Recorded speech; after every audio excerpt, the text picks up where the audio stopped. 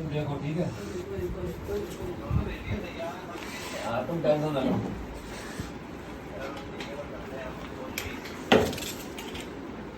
ठीक है जी। बस मैं इस साल में फुट्टा करता ना लास्ट का।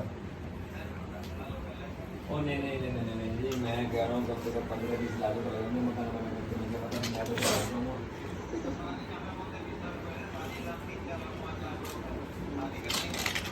हाँ ये बात ये भक्ति नहीं है। जरूरी है, पैसे कट रही है, पैसे कट